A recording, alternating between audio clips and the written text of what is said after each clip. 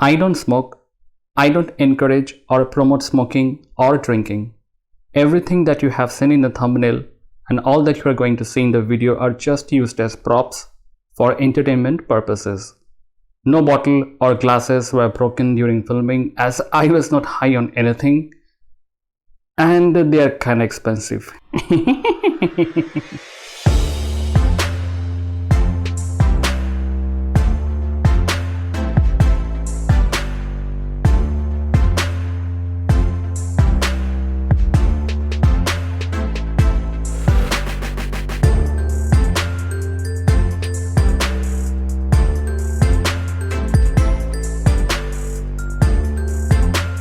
The perennial debate between smoking and drinking. People have their answers and defenses ready to latch on you with the moment you ask them to stop or quit. Sometimes they will even defend both. And the answers are sometimes so interesting and seems so rational that you who haven't drank alcohol your whole life or smoked will soon start doubting your decision. That's the power of excuses and illusions. Come on. So, which is more harmful? Well, it depends. On what? On a lot of things. To simplify that, let's look at it from two different point of views, physical and psychological. If you see the physical side of it, just the physical side of it, take the side of cigarettes or cigars or the more. If you see the physical side of it, tobacco in the form of cigarettes, cigars or whatever it is more harmful. One light smoke or even inhalation of other people's smoke can cause so much harm, so much damage. A fact that is well hidden to let the tobacco industry flourish for so long. Its addictive nature is because of a chemical substance called nicotine, which is so addictive that it ranks third after heroin and cocaine, even higher than alcohol. Talking about chemicals, there are more than 4,000 of them in each and every stick of a cigarette. 4,000? Can you believe more than 4,000 chemicals? You thought it was just tobacco? In fact, I thought it was just tobacco until a couple of days back. As a matter of fact, a research was done long time back to analyze a lot of chemicals found in a stick of cigarette. And they found out that near about 100 or even more than 100 chemicals were just used to improve the delivery of nicotine, make cigarettes more addictive, mask all the symptoms and illness created by it. Because why? Simply because the success of tobacco industry depended so much on nicotine, which single-handedly created so much demand through addiction so that the suppliers can flourish. Lung cancer, asthma, heart diseases, liver cancer, diabetes, tuberculosis, just to name a few of the side effects of excessive smoking.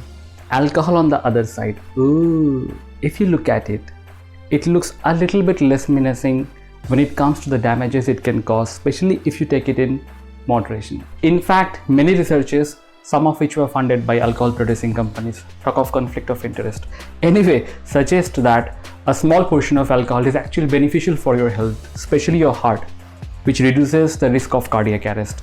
However, given its addictive nature, the line between moderate and not so moderate consumption becomes so blurred. So many times we have seen that one healthy glass eventually ends up into so many intoxicating, not so healthy number of glasses. Talking about moderation, some suggests one glass every day, some suggest 30 ml, some suggest 60 ml, some suggests once in a week. It's so confusing, but you get the point. Stay in the limit. If possible, quit it. Failing which, you get liver cirrhosis, breast, liver, colon cancer. Gift wrapped. However, come the psychological aspect and the scenario slightly changes. And this is because unlike nicotine or tobacco, alcohol has psychoactive effects, which means it affects your nerves, impacts your ability of decision making, your consciousness and your mood, which momentarily relieves you of stress by impairing your ability to judge about right and wrong. But on the flip side, it leads to other criminal activities and violence like road accidents, murders, rapes, and so many things. I never heard of someone suffering an accident while smoking unless and until he was hit by a car while crossing the road driven by a guy high on alcohol. So you know who to blame. Although it doesn't take anything away from the fact that passive smoking even has a humongous social impact around you. So which is more lethal? Both of them are. There is no such thing as more. Both can kill you depending on your medical history, your lifestyle, and your immune system, and how much you overshoot that safety limit by. Although that safety limit is highly hypothetical and delusional. Everybody's system is different and they react to all of this in their own way. Our build is different, our genetics are different, our fingerprints are different. Similarly, receptors in our brain for all of these highly addictive substances are also different and may vary. You will always find someone who will tell you that they know someone who lived happily over 100 years even though he drank and smoked his entire life, while another dude who was actually health cautious died pretty young. I just told you this. Things happen for a different reason. Everybody is different. So don't take these examples by heart. I mean, that dude living over 100 years happily on tobacco and alcohol doesn't make them a healthy option. Whatever is wrong, even if 9 out of 10 are doing it. See, 2.5 million people and over 8 million people do not die every year for no reason because of alcohol and tobacco respectively. I get it, I completely get it, I understand. But brother, what are you suggesting? What are you proposing instead? Tobacco and alcohol combined is over $150 billion industry globally. Hundreds of thousands of people are employed. Millions of dollars are invested behind marketing and advertisement campaigns. You're talking about massive unemployment and global economic crisis. Ooh, that was heavy. I admit, I do not understand global economy much. But one fact that I understand for sure is that these were the exact same questions that were asked when computers were introduced late into the 20th century. But what happened? You are probably watching this video on a smartphone or a smart TV or a computer. Are you unemployed? Don't you have a job? Of course, if you're not a student or a retired personnel. You see, life finds a way.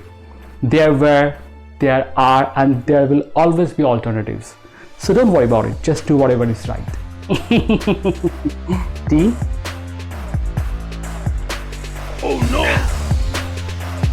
चाय ठंडा हो गया, गरम कर दियो जरा.